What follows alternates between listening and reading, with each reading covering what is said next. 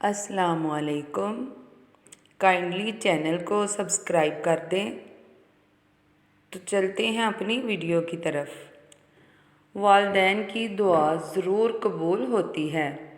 حضرت ابو ہریرہ سے روایت ہے، رسول اللہ صلی اللہ علیہ وآلہ وسلم نے ارشاد فرمایا، 3 لوگوں کی دعا ضرور قبول ہوتی ہے۔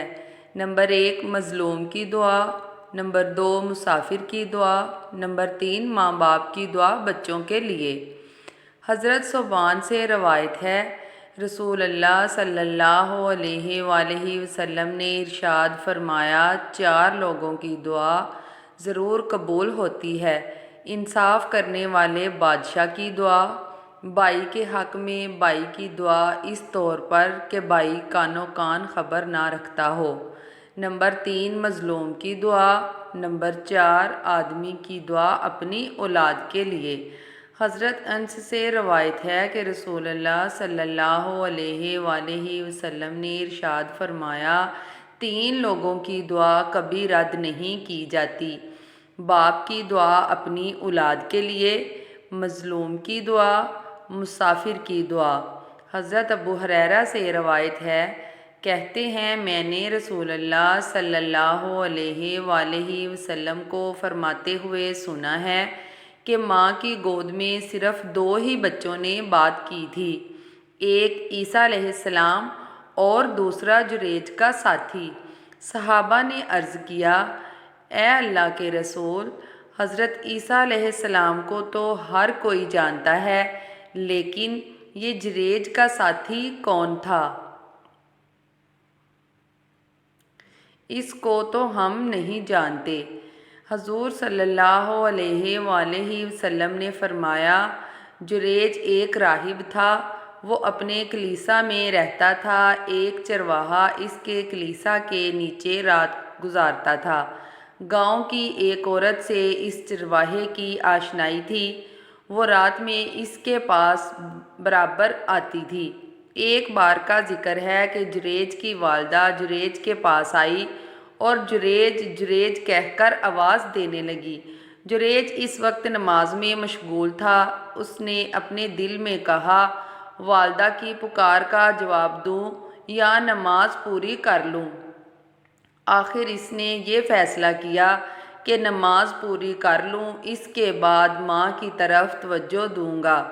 اس کی ماں نے پکار پکار کر تھک گئی اور اس کو بہت غصہ آیا اور جریج کو بددعا دے کر چلی گئی کہ جا، تجھے اس وقت تک موت نہیں آئے گی جب تک تو معصومات کے چہروں کو نہ دیکھ لے۔ کچھ مہینوں کے بعد وہی چرواہے والی عورت ایک نومولود بچے کے ساتھ بادشاہ کے دربار میں حاضر کی گئی۔ گاؤں کے لوگوں نے اس عورت پر یہ الزام لگایا تھا کہ بادشاہ سلامت، اس عورت کی ابھی شادی بیاہ کچھ بھی نہیں ہوا ہے، آخر یہ بچہ اس کی گود میں کہاں سے آ گیا؟ بادشاہ نے اس عورت سے پوچھا، یہ کس کا بچہ ہے؟ اس عورت نے جواب دیا، یہ جریج کا بچہ ہے۔ بادشاہ نے استفسار کیا، کیا وہی کلیسا والا؟ اس نے کہا، ہاں۔ بادشاہ نے اپنے کارندوں کو حکم دیا کہ جاؤ، اس کے کلیسا کو ڈھا دو اور اسے پکڑ کر ہمارے پاس لاؤ۔ ہم اس کو بڑا نیک اور صالح سمجھتے رہے تھے اور وہ اندر ہی اندر نہ جانے کیا کیا گل کھلا رہا تھا۔ بہرکیف بادشاہ کے کارندوں نے حکم کی تعمیل میں جریج کے کلیسا کو گرا دیا اور اس کے ہاتھ پاؤں باندھ کر بادشاہ کے دربار کی طرف لے کر چل دیے۔ راستے میں جریج نے طوائفوں کو دیکھ کر زیر لب مسکرایا اور دل ہی دل میں یہ سوچنے لگا کہ یہ میری والدہ کی بددعا کا نتیجہ ہے۔ خیر بادشاہ کے کارندے اس کو بادشاہ کے دربار میں لے کر حاضر ہوئے۔ بادشاہ نے اس سے کہا، کیوں رے جریج، تو بڑا پارسا بن رہا تھا اور اندر ہی اندر نہ جانے کیا کیا گل کھلا رہا تھا۔ اس نے کہا بادشاہ سلامت، کیا ہوا؟ بادشاہ نے کہا بھولے نہ بنو، کیا تم اس عورت کو نہیں جانتے؟ اور یہ تمہارے بارے میں کیا کہہ رہی ہے؟ جریج نے کہا واقعی مجھے کچھ معلوم نہیں۔ بادشاہ نے کہا یہ عورت کہہ رہی ہے کہ اس کے بچے کے باپ تم ہی ہو۔ اتنا سننا تھا کہ جریج کا سر شرم سے جھک گیا۔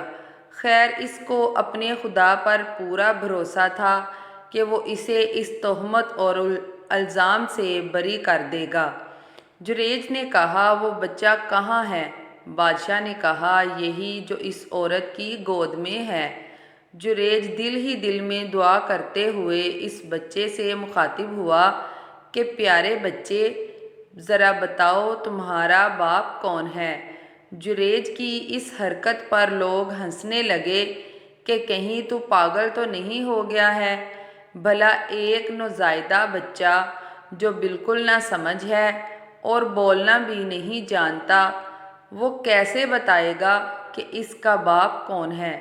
لیکن اللہ نے اس بچے کو قوت گویائی عطا کی اور اس نے بتا دیا کہ میرا باپ وہی چرواہا ہے جس سے یہ عورت چھپ چھپ کر ملتی تھی۔ بچے کے جواب سے پورا مجمع دنگ رہ گیا اور سب کا سر شرم سے جھک گیا، اور سب نے یقین کر لیا کہ جریج بے قصور ہے۔ ساری کارستانی اسی عورت کی ہے، اور بادشاہ بھی اپنے فعل پر بہت نادم ہوا۔